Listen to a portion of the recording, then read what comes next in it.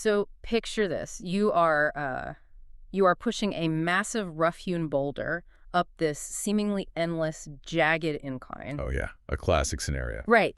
You wake up at the dawn of the cycle, you optimize every waking moment, your muscles are just screaming with fatigue, and you exert an overwhelming magnitude of physical effort. Absolutely draining yourself. Exactly. I mean, you have the vision, you have the discipline, you have the relentless drive, but the boulder isn't moving. Not an inch. In fact, it feels like the incline is growing steeper the harder you push. So what if the reason you're exhausted and stuck isn't because you lack strength, but because the very hill you are climbing is a complete illusion? That is the core of it. Welcome to our exploration of a truly paradigm-shifting philosophy. We are taking an intense journey into the mechanics of reality itself, examining that universally understood scenario of feeling completely trapped by your own circumstances, despite trying absolutely everything to change them. It is, it's the absolute definition of an existential bottleneck. Yeah. You are applying an immense agonizing force, but generating zero forward momentum. And, I mean, the reason this resonates so deeply with nearly every person on the path of personal evolution is that we are all operating under a foundational misunderstanding of what reality actually is. Right, the basic mechanics of it. Exactly. And more importantly, how reality is actually altered. Let's unpack that entirely, because the frustration of this cycle is visceral. You feel as though you are continually banging your head against an invisible, impenetrable wall. Oh, completely. Why does it feel like reality itself is actively resisting our efforts? There is this pervasive cultural illusion, a story we're told from a very young age, that brute force, sheer human willpower, or an endless physical grind can somehow conquer the material world. We are conditioned to believe in a universe of mechanical causality. Like a cosmic vending machine. Yeah, a cosmic vending machine. Yeah. You put in a massive magnitude of effort, you punch the buttons of rigid planning, and the universe is just supposed to dispense your desired outcome. And when the machine doesn't dispense the outcome, our immediate societal instinct is to conclude that, well, we simply didn't push hard enough. Right. We believe we must bleed more, sweat more, sacrifice a greater magnitude of our energy. Which is exhausting just to think about. It is. But that very belief is the core error. So the central thesis we must examine today is this. Profoundly changing your reality is not an act of creation. It is entirely an act of revelation. Wait, revelation instead of creation. Exactly. That fundamentally rewrites the rules of the game. But what does that actually mean in a practical sense? Because, creation implies I am building a house from the ground up. What does revelation look like? Well, imagine you are sitting in a room filled with radio waves. Okay. Every conceivable broadcast, classical music, heavy metal, news, absolute silence is flowing through the room at this exact moment. It's all already there. Right. You don't have to create the music. You don't have to build the orchestra or write the symphony. The music already exists as an invisible frequency. Your only task is to tune your receiver to the correct bandwidth to reveal the music that is already there. Ah, look. Changing your reality operates on the exact same mechanism. You are not building a new life from scratch, dragging the physical components together piece by piece. You are simply making the invisible visible. So all potential circumstances, all variations of your existence, they already exist as a vast constellation of frequencies within you. Yes. The reality you desire is not a distant location you must conquer. It is a present frequency you must tune into. I grasp the theory, but let me challenge this right out of the gate. Go for it.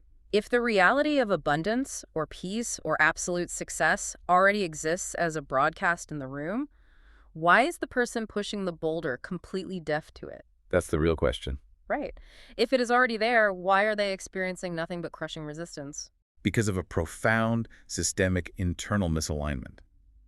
The external world isn't shifting because the individual is operating strictly from the limited, finite perspective of the physical vessel, the conscious ego. An ego is getting in the way. Completely. They are caught in a sequence of foundational traps of consciousness. Think of these traps as a severe interference signal, like static on the radio dial, that creates a vast chasm between your current state of being and your limitless potential. That makes me think of an analogy. Attempting to change reality through pure physical effort alone without shifting that internal dial is like standing in front of a mirror and trying to paint a smile onto the glass. Oh, that's You know, brilliant. in order to change your reflection, you are obsessing over the mirror, scrubbing out the glass, smearing paint on it, completely ignoring the fundamental mechanism of how a mirror actually works. Right, because the reflection is entirely flawlessly dictated by the person standing in front of it. It's a strong analogy, but let's push it even further to really understand the mechanics. A mirror doesn't just passively reflect. It is bound by the inescapable laws of optics. Meaning it has rules it can't break. Right. It physically cannot show you a smile if you are standing before with a scowl. The physical plane is exactly that, a realm of optical reflection, not a realm of generation. And the very first foundational blockage, the core static that keeps us frantically painting on the glass, is a state of severe spiritual arrogance. Spiritual arrogance. Wow, that is a provocative term. It is, intentionally so. Usually when we hear the word arrogance, we picture someone boasting at a dinner party, completely full of themselves. But you are pointing to something infinitely deeper, aren't you? Infinitely deeper, yeah. This is not about social vanity. This core concept is the mistaken belief that the limited conscious ego, the analytical, planning, calculating part of the mind, has the ultimate power to command the cosmos. It's taking on way too much responsibility. Precisely. It is an immense overestimation of the finite intellect and a total disconnection from the infinite intelligence residing beneath the surface. Break down exactly why the conscious mind is finite and why relying on it is arrogant. Because, we are taught that our logical mind is our greatest evolutionary advantage. Well, your conscious mind is a brilliant tool for localized survival. It can calculate the trajectory of a falling object. It can balance a budget. It can schedule a meeting. The day-to-day logistics. Right. But it processes only a mere fragment of the available data in the universe at any given moment. Imagine your conscious mind as a tiny, narrow beam flashlight in an unimaginably vast, pitch-black cavern. Just illuminating a tiny speck of dust. Exactly. The cavern is the infinite routing capabilities of the universe, the infinite pathways, connections, and synchronicities that can bring your desire to fruition. Okay, I see where this is going. Spiritual arrogance is standing in that massive cavern, pointing your tiny flashlight at a single rock and declaring, "This is the only path forward. I must force this specific rock to move in this specific way at this specific time." So you are trying to micromanage a complex ecosystem with the understanding of a single ant. Precisely. When you operate solely from logic, rationale, and the sheer force of human will, you confine yourself to an illusion of control. Because you can't actually see the whole cavern. No, not even close. The physical plane, by its very nature, is a realm of limitation and density. By identifying exclusively as a finite being, attempting to make things happen through sheer physical force, you sever your connection to the boundless flow of source energy. You cut off the infinite intelligence that actually knows how to navigate the cavern effortlessly. But let us ground this in reality, because our entire modern paradigm actively rewards this exact type of arrogance. It definitely does. We celebrate the self-made individual who supposedly forged their destiny through sheer, relentless, rational calculation and tireless physical pushing. We are deeply terrified of letting go of that control. The conscious mind constantly demands answers. It wants to know, how is this going to happen? When is it going to happen? What are the exact logistical steps? And those very questions, the obsessive fixation on the how and the when, are the ultimate hallmarks of the finite mind in a state of sheer panic. Panic. Interesting. Yeah, because the finite mind cannot comprehend the infinite routing capabilities of universal intelligence. So it panics and tries to grip the steering wheel tighter.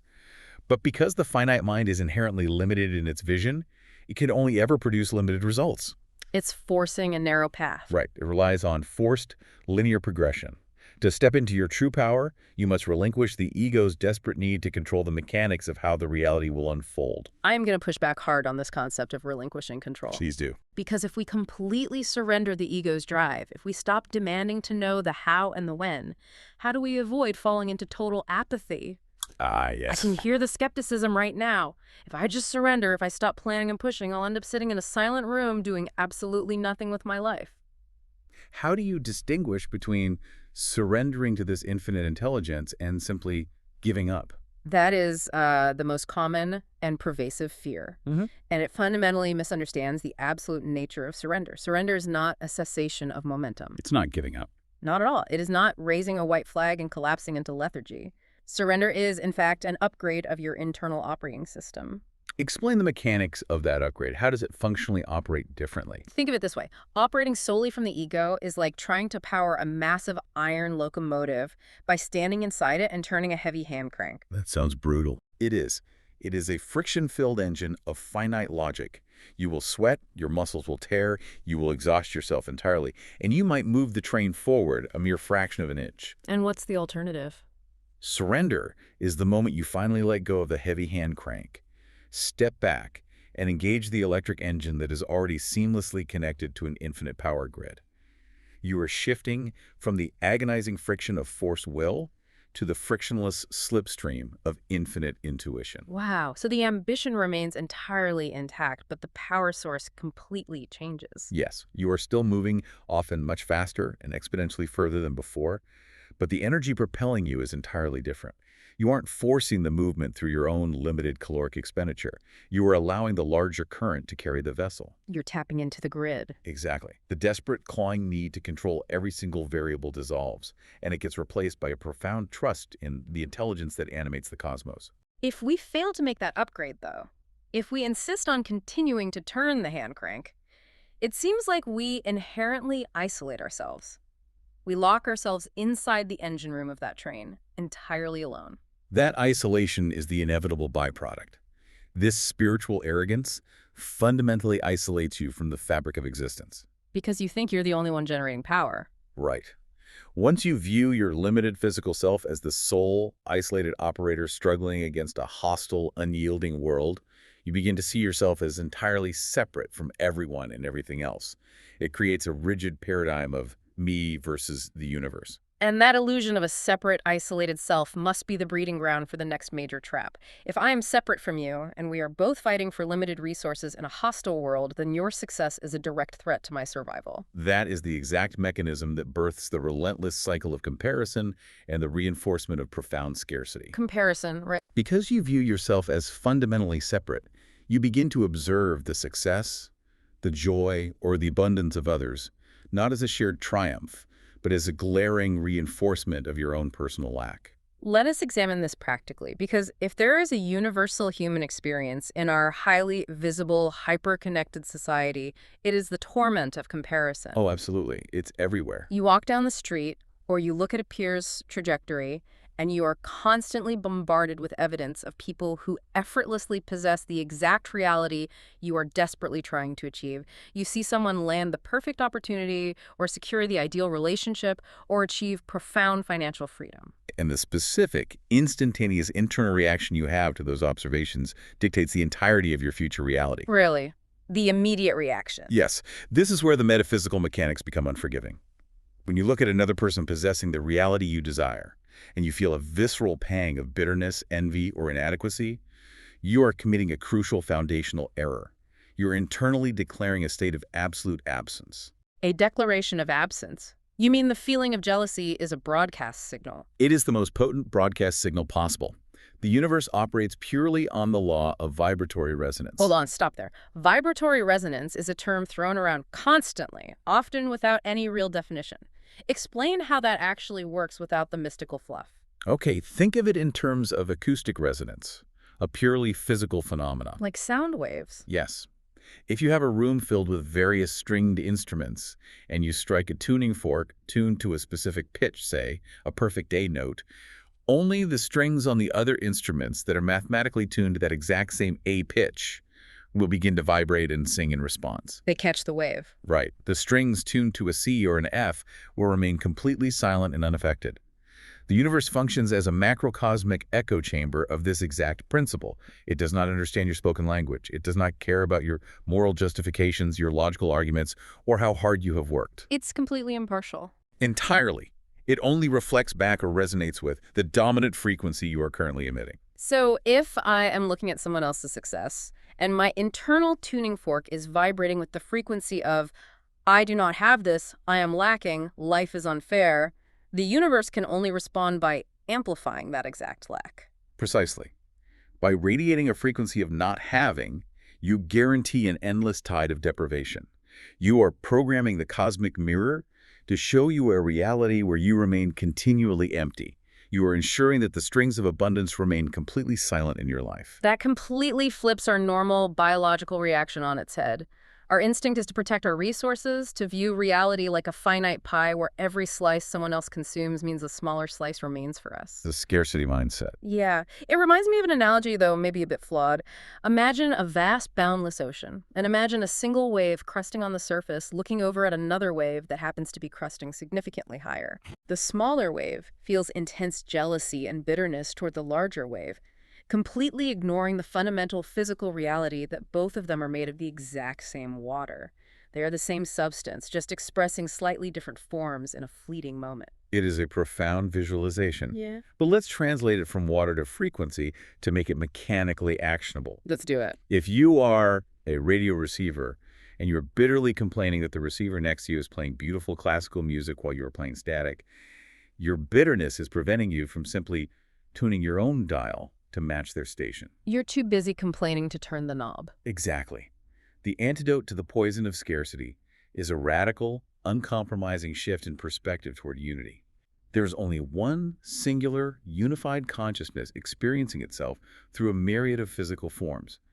You and the person you are observing are, at the deepest level, localized expressions of the exact same underlying intelligence. Okay, but how do we apply this on a random Tuesday when someone at work gets the promotion we wanted? That's the real test. It requires an immense level of maturity to bypass the ego's immediate flinch of jealousy. What is the actual functional response that alters our frequency? When you witness someone else embodying your deepest desire, it is not a taunt from a cruel universe mocking your failure. It is, in fact, a localized cosmic affirmation. An affirmation. Yes, it is undeniable empirical proof that this specific frequency you desire actually exists in your immediate perceptual field. Like seeing the tuning fork vibrate right next to you, it proves the pitch is in the room. Exactly. If you can perceive it, it has entered your orbit. Therefore, by intentionally celebrating it, by generating a feeling of genuine joy for that person, as if they were an extension of yourself, because fundamentally, you immediately align your own internal tuning fork with that very frequency. Sync up with it. Right. You're transmitting a signal to the universe that says, I recognize this abundance, I celebrate it, I am in resonance with it. By doing so, you become a magnetic match for that reality to naturally express itself through your specific physical form. But if you resent the wealth, you cannot attract the wealth. If you are bitter about someone else's love, you cannot draw love toward yourself. The bitterness acts as a repellent, a contradictory frequency. You cannot hold a frequency of bitter resentment and expect the universe to deliver a reality of joyous abundance. It is a severe vibrational contradiction. It defies the physics of reality, just as surely as expecting a mirror to reflect a smile when you are frowning. Yet, consistently fighting that comparative jealousy, constantly trying to override our conditioning and seeing the world through a lens of lack, inevitably stirs up an immense amount of inner turmoil. It is an exhausting mental battle. And that intense emotional turbulence leads us directly into the third major blockage, doesn't it? It does. The profound loss of internal sovereignty. Yes. The third foundational misalignment is the surrender to profound emotional turbulence. It is a state where the individual experiences a complete lack of internal discipline, routinely surrendering their sovereign power to whatever external forces happened across their path. Let us explore this idea of emotional turbulence carefully. We usually think of our emotions as purely passive reactions to the external world. Something happens to us and we feel a certain way about it as a result. We believe the event causes the feeling. And that passive reactionary view is the exact mechanism by which humanity remains enslaved to circumstance. Let us look at the deep mechanics of what an emotion actually is.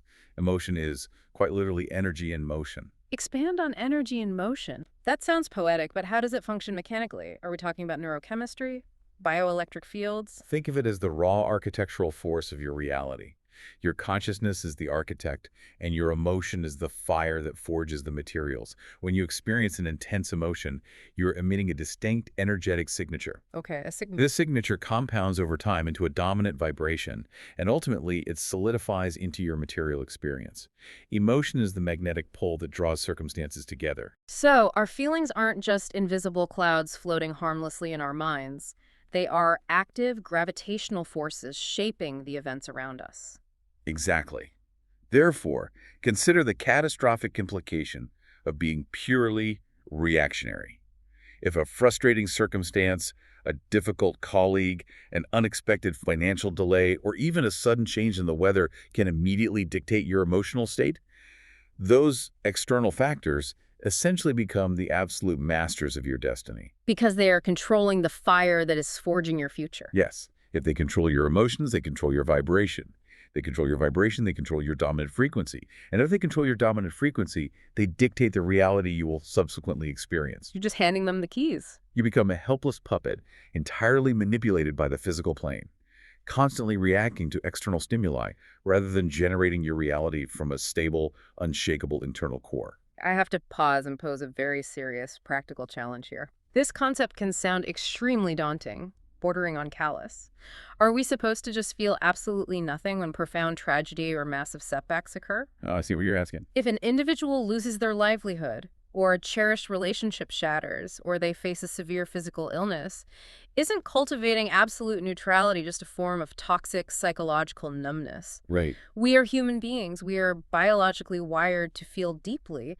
How does an everyday person maintain internal sovereignty while the roof is literally caving in on them? This is a critical distinction, and we must be absolutely clear. This philosophy is in no way advocating for emotional suppression. So it's not about ignoring the pain. Never. It is not about pasting a false smile on your face and feigning endless positivity while secretly burning up inside. Forced positivity is just another form of intense resistance, and the universal law dictates that whatever you resist persists and amplifies. So we don't just pretend everything is fine when the ship is actively taking on water? No.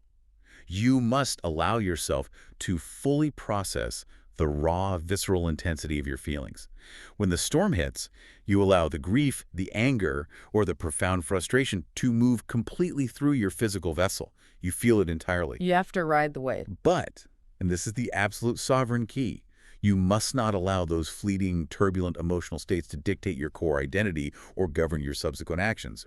It is about establishing an absolute, impenetrable internal independence from external reality. Internal independence. That implies that the core essence of who you are remains untouched, completely intact, regardless of the chaos raging outside the window. Precisely.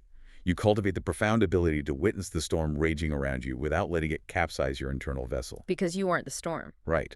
The overwhelming majority of people fall into the trap of binary polarity. If reality is temporarily good, they feel euphoric.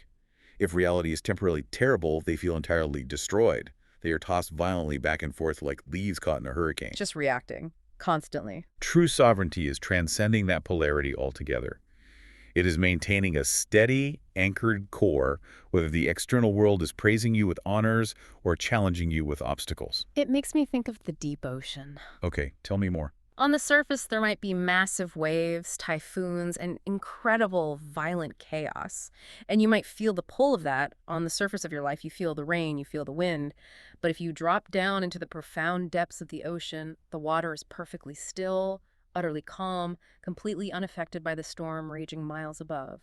Sovereignty is learning to anchor your identity in that deep water, even while your surface self is experiencing the temporary weather of the physical plane. That is a flawless visualization of the mechanism. When you anchor your consciousness in those depths, external reality loses its terrifying, manipulative grip on you. Because it can't reach you down there. Yeah. Right. You observe a profound failure, and instead of spiraling into an abyss of despair, you remain anchored and ask, what is this revealing to me about my own alignment? You observe a massive success, and instead of becoming wildly arrogant and losing your center, you remain anchored and express quiet gratitude. But when you lack that anchor, when you are constantly thrown around by the emotional turbulence on the surface, your life force becomes rapidly depleted. I mean, I know that feeling intimately. After a day of just reacting to putting out fires, arguing with circumstances, and stressing over variables completely outside of my control, I feel completely drained of all vitality. And that exhaustion is not merely a physical depletion of calories. It is a severe metaphysical drain. This constant energetic whiplash swinging wildly from desperate hope to crushing despair, from boiling anger to brief, fleeting satisfaction, inevitably results in a profound stagnation of your overall momentum. The fire goes out. Which introduces the fourth major foundational blockage. The metaphysics of stagnation. I find this utterly fascinating because in the physical world, we rarely identify it as metaphysical. We disguise this state of energetic stagnation under a variety of psychological labels. We call it chronic procrastination or profound lethargy, or we say we're simply stuck in a rut. Yes, humanity has a deep tendency to moralize procrastination. We beat ourselves up over it. We do. We label it as a character flaw, a lack of willpower, a failure of discipline, or a simple time management issue that can be solved with a better calendar. But an in-depth mechanical analysis reveals something infinitely deeper. Procrastination is almost never about a lack of time. It is a fundamental metaphysical mismatch. I'm a metaphysical mismatch.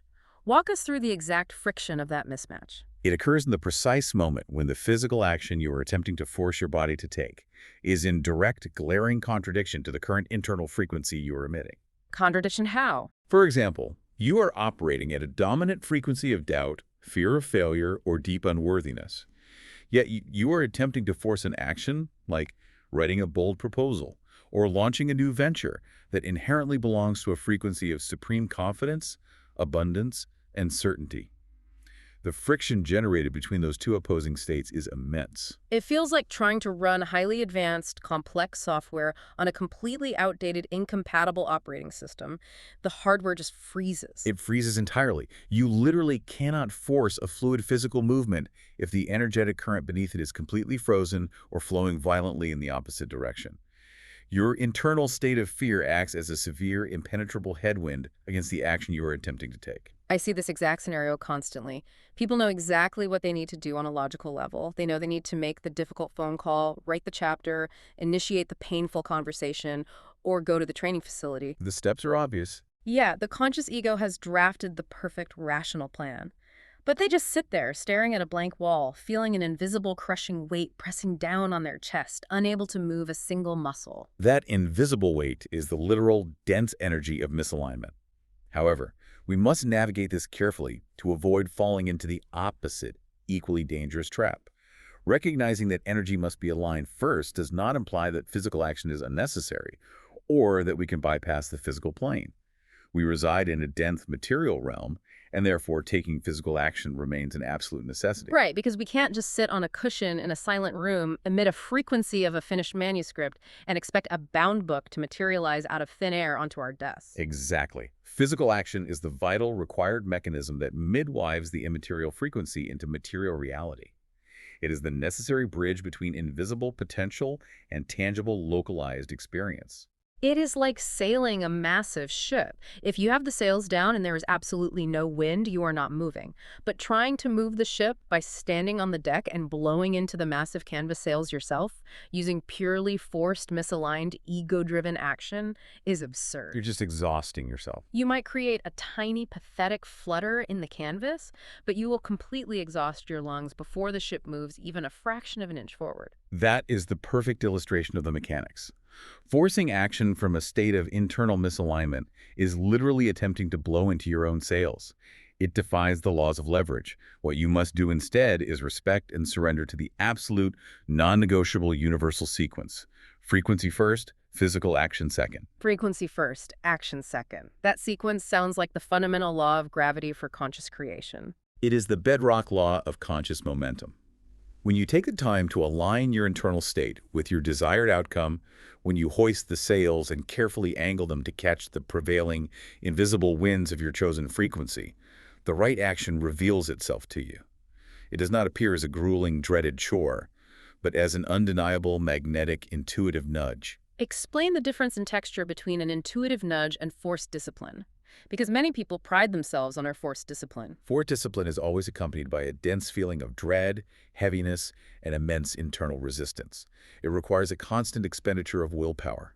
Action flowing from an aligned state initiated by an intuitive nudge is effortless, highly inspired, and infinitely leveraged. It feels completely different. It feels like a sudden burst of clarity. A gentle but irresistible gravitational pull urging you forward. You aren't straining to push the massive boulder up the steep hill. You have reached the summit, and you are joyfully running alongside the boulder as it rolls effortlessly down the other side. Action forced from a state of misalignment is heavy and ultimately futile, while aligned action creates miraculous quantum leaps in progress. But here is where the human experience gets incredibly tricky. When people realize they are stuck, When they feel that crushing stagnation and the utter lack of wind in their sails, their instinct is rarely to pause, turn inward, and adjust their frequency. No, usually it's the exact opposite. Instead, a profound panic reflex kicks in. They frantically begin to grasp for external solutions, desperately trying to pull material things toward them to manufacture a false sense of momentum. They decide they need to buy a complex new planning system, hire a costly advisor, or find a secret external hack. And this frantic, panicked grasping leads us directly into the next dual trap, doesn't it? Yes, it is a perilous detour. The desperate, misguided attempt to cure profound internal stagnation with rapid external acquisition leads directly to the fifth blockage, the paradox of seeking and the unfillable void. This manifests structurally as a dual traps of excessive wanting and attempting to cure a deep internal emptiness with dense external substance. Excessive wanting. That phrase strikes a very deep chord because we live in a global structure fueled entirely by the premise of infinite wanting. We are heavily conditioned from birth to believe that intense desire is the sole engine of human progress. We are taught that if we don't desperately want more, we will stagnate. But you are suggesting that excessive wanting is actually a trap that paralyzes us. It is a profound, insidious metaphysical trap. To understand why, we have to look closely at the fundamental law governing how reality reflects our internal state. The law is simply this. You can only possess or materialize what you already vibrationally embody. You can only have what you already are. Exactly. Now, critically examine the mechanics of desire. The internal state of wanting something desperately and the internal state of actually having that thing are two entirely different, deeply incompatible operating frequencies. You cannot occupy both states simultaneously. Because wanting inherently implies absence. If I already have the water, I am no longer thirsty for it. Precisely.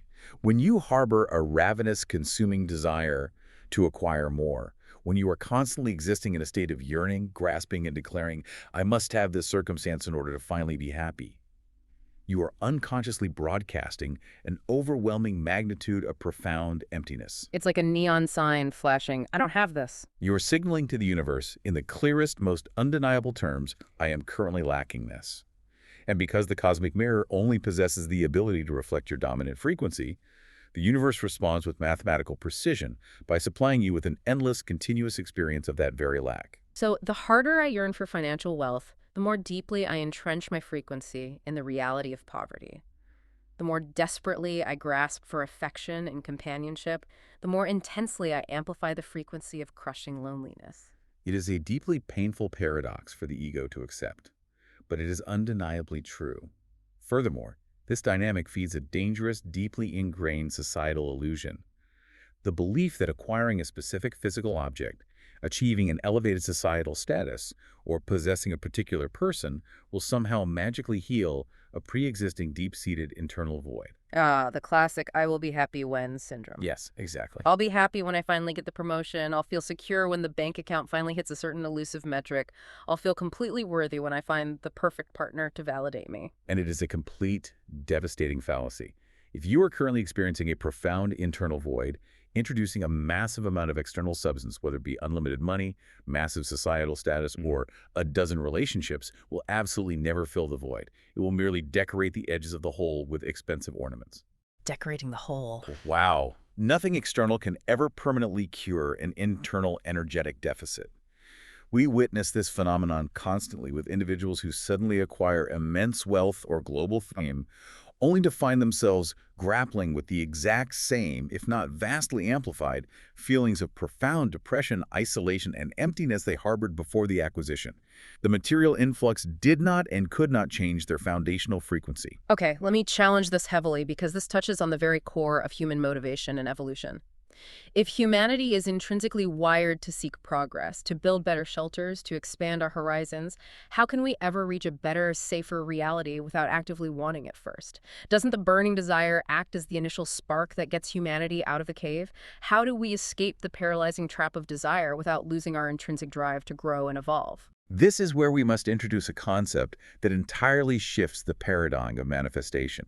It is not about violently eliminating your vision for expansion or suppressing your goals.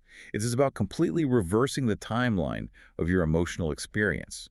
What you perceive as your ultimate, distant destination, the profound feeling of success, boundless love, or unshakable security, must actually become your immediate starting location.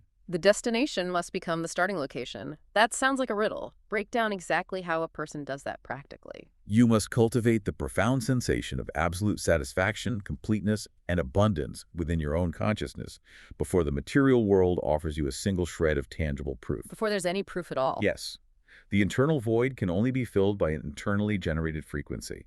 If you desire a reality of profound peace, you cannot wait for your turbulent circumstances to calm down before you allow yourself to feel peaceful. You must generate the frequency of peace right now, standing directly in the center of the chaos. That is incredibly challenging. It demands that we entirely stop using our external circumstances as an excuse or a crutch for our internal state. It means if my bank account is empty, I cannot use that as a justification for feeling terrified. It demands absolute, uncompromising emotional sovereignty. You must deliberately decouple your emotional state from your physical evidence. When you intentionally generate the frequency of having the quiet, unshakable confidence that the essence of your desire is already yours, the desperate, erratic, grasping energy of wanting naturally dissolves. It just falls away. You are still moving toward the grand vision, you're still taking action, but you are moving from a place of absolute wholeness, not a place of frantic deficit. It is the profound difference between hunting for food because you are starving, frantic, and terrified of dying, versus going to a vibrant market to gather ingredients for a beautiful feast because you already feel completely abundant and joyful. The physical action of acquiring food is similar, but the energetic signature driving the action is entirely different. Exactly. And the universe responds exclusively to the internal signature, not the holophysical action itself. The universe ignores the forced physical effort and resonates perfectly with the internal vibration. So what does this all mean for the specific, tangible goals we set for ourselves? Because our failure to understand this paradox of seeking leads us to fixate obsessively on the physical shape and exact parameters of our goals, which blinds us entirely to their true nature. And that brings us to the final, perhaps most subtle blockage. Yes. The final foundational blockage is a relentless, surface-level fixation on the material form of a desire, entirely missing the profound energetic essence that pulses beneath it. We can conceptualize this trap as the illusion of form and the vital quest for frequency. The illusion of form. Let's break that down in depth. Because when we set a goal, we almost universally define it by its strict physical parameters. We want the specific job title at the specific company, the exact make and model of the vehicle, the specific physical characteristics of a partner, the exact architectural layout of the house.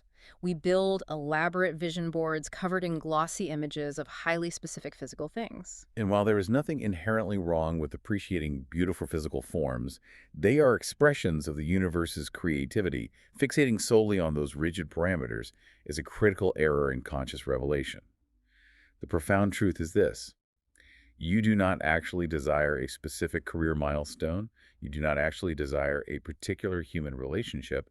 You do not desire a physical object of any kind. Okay, if I'm not desiring those physical things, what am I actually chasing? Because when I look at a picture of a beautiful home, it certainly feels like a deep desire for wood and stone. What you are truly chasing, invariably, is the distinct emotional frequency you believe the acquisition of those physical items will unlock within your consciousness. The frequency behind the form, the feeling behind the object. Yes.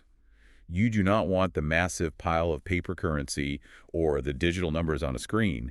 You want the deep exhalatory feeling of absolute security, boundless freedom, and the release of anxiety that you believe the money will finally provide.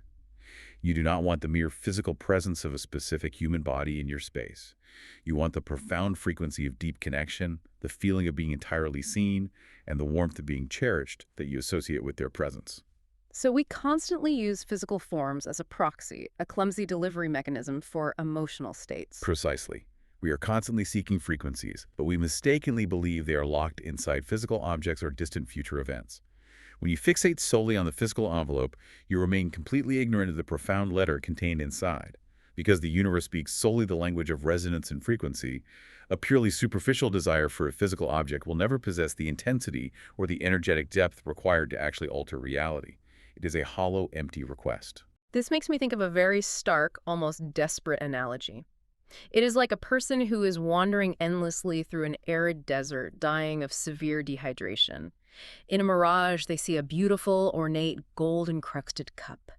They suddenly become obsessively fixated on acquiring this specific cup. They dedicate all their remaining energy to finding it, completely forgetting that what will actually save their life is not the intricate gold of the cup, but the clear water it is meant to hold. The cup is just a delivery mechanism. Right. We get so wildly obsessed with the delivery mechanism, the specific job, the specific house, that we forget the essence of what our soul is actually thirsting for. That is exactly the trap. Hmm. And the ultimate tragedy of that trap is that the water, the essence, is often readily available long before the ornate cup is ever found. The moment you pause and accurately identify the underlying emotional state you are truly chasing, be it absolute security, profound connection, boundless freedom, or joyous, untethered creativity, you realize a startling, liberating truth. That specific frequency is completely available to be generated and experienced by you in the present moment, entirely independent of your current external circumstances. You do not need the overflowing bank account to close your eyes and generate a profound feeling of internal safety and grounding. You do not need the ideal partner to stand in front of you to generate a feeling of immense, radiating self-love and completeness. This loops back beautifully to the concept we discussed earlier. The destination must become the starting location. It does. It is the ultimate synthesis of the mechanics. By deliberately generating that core frequency right now, by intentionally feeling secure, deeply connected, and entirely free within your current, seemingly unpolished reality, you become an immensely powerful, undeniable magnet. Because the mirror has to reflect it. Exactly. You begin to radiate the very essence of your deepest desire.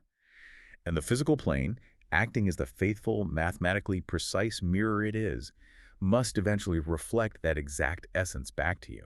It will naturally draw the corresponding physical forms, the right opportunity, the right companion, the right circumstances into your immediate orbit, simply because those forms are exact vibrational matches to the state you have already mastered within.